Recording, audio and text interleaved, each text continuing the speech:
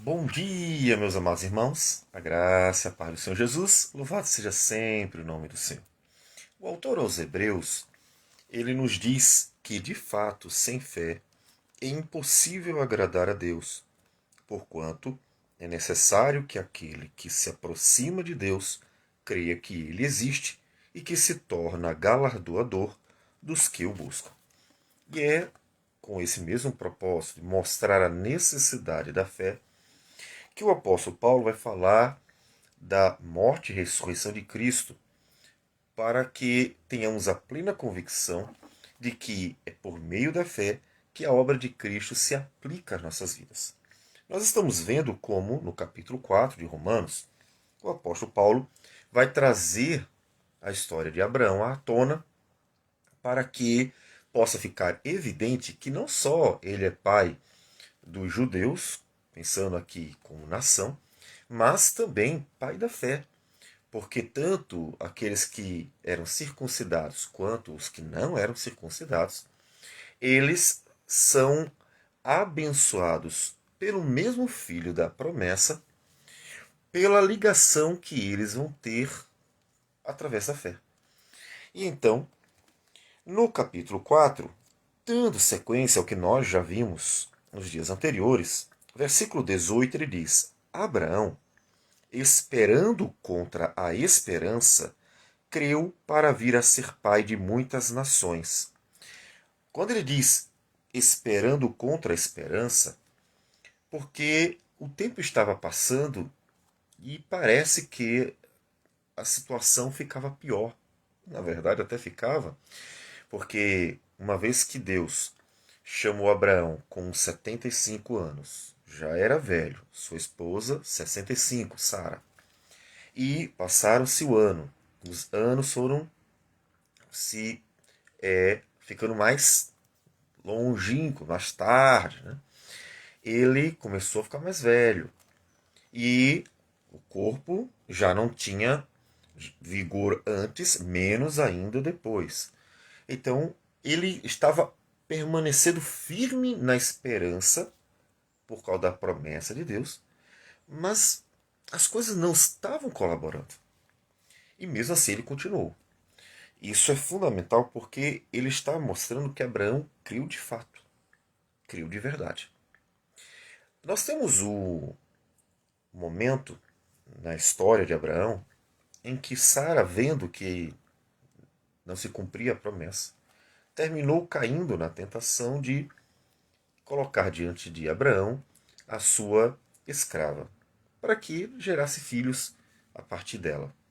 Abraão cedeu à vontade da sua esposa, todavia não era a vontade do Senhor. Abraão não duvidou que Deus ainda pudesse cumprir a sua promessa. E por isso continuou ainda também esperando o filho que Deus havia anunciado. Então, quando ele diz que creu esperando contra a esperança, é porque realmente nada favorecia. Mas propositadamente Deus fez isso. Né? Foram 25 anos de espera. Aos 75 anos Deus chamou, fez a promessa. Aos 100 anos é que ele vai ter o filho. Então, observe que Deus é muito paciente e provou Abraão. Ele provou por anos. Pense, 25 anos esperando o cumprimento de uma promessa passada. Então isso já traz para nós a aplicação necessária. É que o fato de Deus exigir de nós a fé é que devemos perseverar. A fé, ela não é instantânea, não é apenas crer que Deus pode fazer algo, mas é confiar que ele pode fazer isso e segundo suas promessas, ele vai fazer. Ou seja, aquilo que ele promete, ele cumpre. Lembre-se que nós não podemos exigir de forma alguma de Deus qualquer coisa. Você pode até dizer, mas se Deus prometeu, ele vai cumprir. Sim. Todavia, devemos nos achegar humildemente. E também não devemos esperar de Deus uma coisa que ele não prometeu. Então, nós temos aqui uma questão importante. Primeiro, não exija de Deus como se você merecesse. Você pode, de fato, esperar, porque uma vez que é promessa divina, você sabe que pela bondade e fidelidade de Deus, ele vai cumprir. Mas, ao mesmo tempo, também não espere o que ele não prometeu. Né? Ele não prometeu, ele não prometeu. Ele pode até nos conceder coisas que vão muito além de suas promessas, bem, elas estão sempre associadas. Por exemplo, coisas que nós recebemos no dia a dia, Deus não prometeu exatamente dar essas coisas para nós, todavia, prometeu o sustento, o cuidado, prometeu estar conosco. Então isso envolve todo esse cuidado que Deus tem para conosco sobre coisas que vão muito além do que nós necessitamos. Então, Deus quer que nós criamos, e crer vai exigir perseverança, vai exigir uma confiança, uma perseverança. Porque muitas vezes Deus vai provar a nossa fé ao longo de tempo. 25 anos, é até difícil, né? Pensar em ter que esperar algumas coisas nas nossas vidas, tanto tempo assim. Mas é exatamente em não desistir, de continuar firme na fé, perseverando, por confiar que Ele é poderoso e fiel para cumprir a sua palavra, é nessa confiança que nós então agradamos a Deus e Deus é glorificado.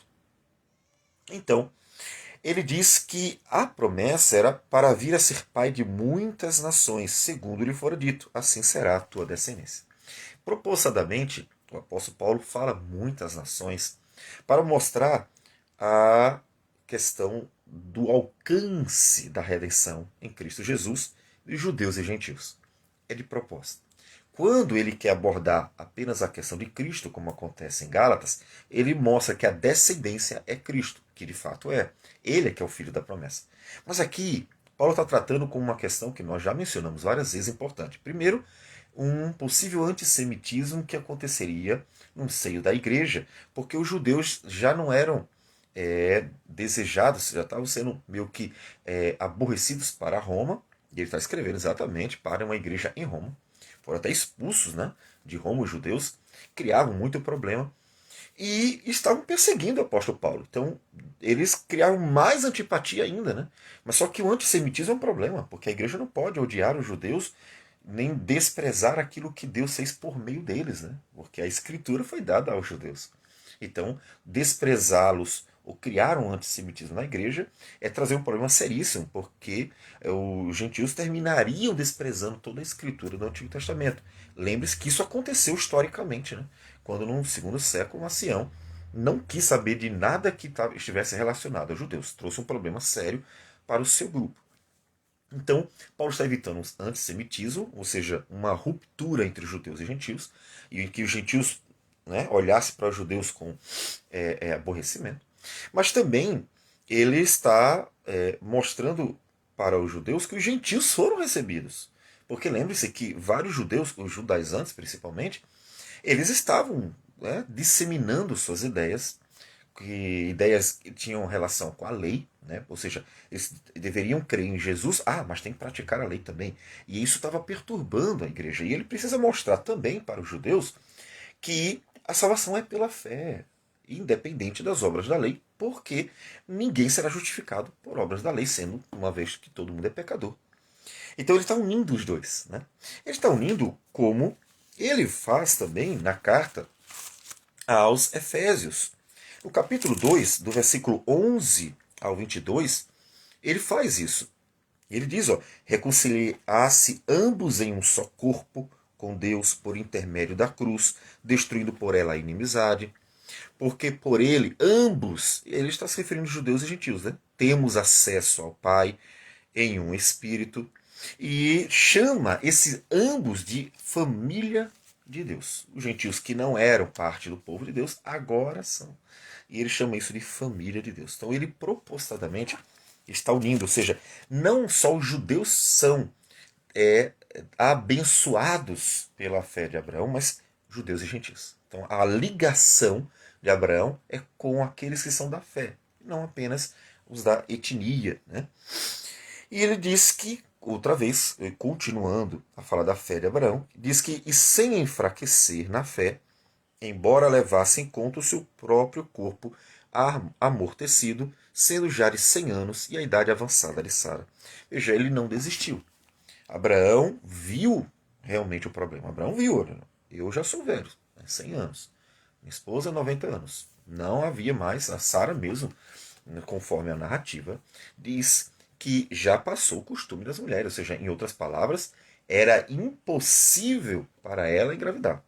Ele levou em consideração todo o contexto da impossibilidade, mas ele não desistiu de crer. Ele continuou firme na fé. E é interessante que, de propósito, o apóstolo Paulo diz corpo amortecido.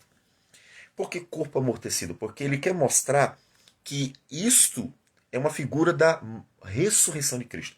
Que Cristo, que havia morrido, ressuscitou. Assim como Abraão, que estava com o corpo amortecido, viu uma vida ser gerada. Ele está fazendo uma ligação entre o corpo amortecido de Abraão, mas Deus poderosamente fez ele gerar uma vida, com o fato de Jesus ter morrido e Deus ter ressuscitado. Então é uma ligação proposital que ele está fazendo entre a história de Abraão e a morte e ressurreição de Cristo. Por quê? Porque ele não duvidou. Abraão continuou firme, versículo 20. Não duvidou por incredulidade da promessa de Deus, mas pela fé se fortaleceu, dando glória a Deus, estando plenamente convicto de que ele era poderoso para cumprir o que prometera. Então isso é fundamental. Ele quer mostrar por que Deus assim o abençoou e imputou a justiça sobre ele, né? Justificou, porque ele creu, porque ele realmente creu que Deus era fiel. Aí tem os dois pontos, né? Fiel, porque ele prometeu, então ele tem que cumprir, né? A fidelidade de Deus. Ele não pode mentir. Como diz Paulo a Timóteo, ele diz: mesmo que sejamos infiéis, Deus permanece fiel, porque ele não pode mentir, ele não pode negar a si mesmo, né? Então, primeiro ele considerou a fidelidade de Deus. Deus foi fiel, ele é fiel, sempre será fiel às suas promessas. E o poder de Deus, ou seja, Deus tem poder para cumprir as suas promessas, né? Ele é fiel para cumprir e ele tem poder para cumprir as suas promessas. Então, ele considerou isso, e o que devemos nós também. Essa é uma questão fundamental. O cristão tem que se aproximar de Deus confiando na sua fidelidade e no seu poder. E para isso, é claro, você precisa conhecer a palavra de Deus. Você tem que ler a Bíblia. Para orar bem e para esperar de Deus o que convém, é preciso conhecer Deus e, obviamente, suas promessas. Quanto melhor você conhecer a Deus e as suas promessas, melhor será a sua oração, porque você vai orar como convém, como Deus quer que nós oremos, e você vai esperar de fato, por saber que Ele é fiel e Ele é poderoso para cumprir. E aí a sua oração e também a sua espera serão exatamente como Deus quer de nós, como Abraão. E foi por isso que ele diz: pelo que isso lhe foi também imputado para a justiça. Então, a justiça de Abraão foi por ele ter crido no Senhor. Como ele creu, confiou, permaneceu firme 25 anos, esperando no cumprimento da promessa, por ter certeza que Deus é fiel e Deus é poderoso, Deus então o justificou. E então essa justificação pela fé é a mesma justificação que nós temos pela graça de Deus. Ou seja, somos justificados pela fé em Cristo, mesmo vendo que nós somos incapazes de satisfazer a justiça de Deus. Somos justificados pela fé em Cristo por crer que, de fato, aquilo que a Escritura nos revela sobre a morte e a ressurreição de Cristo são coisas verdadeiras. É uma palavra verdadeira. Ele, de fato, morreu pelos nossos pecados e ressuscitou para nos dar vida. Então, recebemos algo que não encontramos em nós, por crermos que Deus é poderoso para nos dar aquilo que Ele prometeu e cremos que de fato Ele é fiel e verdadeiro em tudo que Ele nos prometeu. E aí é onde o apóstolo Paulo ele aproxima, né, a justificação de Abraão a nossa pela fé também. Ele diz: mas também por nossa causa, posto que a nós igualmente nos será imputado, a saber, a nós que cremos naquele que ressuscitou dentre os mortos, a Jesus, nosso Senhor, o qual foi entregue por causa das nossas transgressões e ressuscitou por causa da nossa justificação. Como eu disse, ele aproxima Abraão de nós. Assim como Abraão, com o corpo amortecido, ele viu Deus gerar uma vida, né? Também Deus, mesmo que Jesus tenha morrido, trouxe de volta, então ressuscitou. Então ele creu no Senhor e Deus o justificou. E nós cremos que também Deus operou em Cristo e somos justificados. E aí ele mostra, Jesus morreu por quê? Por causa da nossa transgressão. E aí vem a questão da substituição. Né? Jesus morreu em nosso lugar. Por causa que somos pecadores, Jesus foi lá pagar os nossos pecados. E ressuscitou porque, uma vez que fomos justificados, ele então pode nos dar a vida eterna. Não poderíamos ter vida eterna como pecadores. Né? Teríamos que ter, primeiro, uma justiça para poder viver eternamente na presença do Senhor. E uma vez que fomos justificados, ele ressuscitou para nos dar a vida eterna. O que fazer agora? Continuar andando com o Senhor, crendo nas suas promessas e esperando, portanto, a volta dele. Porque assim como ele prometeu vir e cumpriu com a morte e a ressurreição, prometeu também voltar e cumprirá. Por quê? Porque ele é fiel e poderoso para cumprir todas as suas promessas. E é esperando em Cristo, perseverando, não desistindo, em frente às lutas, às adversidades, às perseguições e tudo que vem para tentar nos fazer desistir, é crendo e perseverando, a despeito de todos os obstáculos, que nós então receberemos a recompensa no final, porque nós realmente cremos e perseveramos na fé no Senhor Jesus. Então, continue firme, porque o Senhor é fiel e poderoso para cumprir todas as suas promessas. Vamos orar ao Senhor. Seu Deus amado, bendito o teu nome. Te louvamos, glorificamos, engrandecemos, agradecemos por tudo. Obrigado porque o Senhor, na tua graça e misericórdia, nos redimiu em Cristo Jesus. E obrigado porque o Senhor tem nos dado graça para continuar firmes. Ajuda-nos, Senhor Deus, diante das lutas, desafios deste mundo, que o Senhor nos ajude a permanecer olhando para Cristo, confiando no Senhor, na certeza de que o Senhor é fiel, poderoso para cumprir até a última promessa. Receba a nossa oração, abençoe-nos, abençoe tua igreja. É o que nós te pedimos em nome de Jesus. Amém, Senhor. Que Deus abençoe a todos e tenha um bom dia.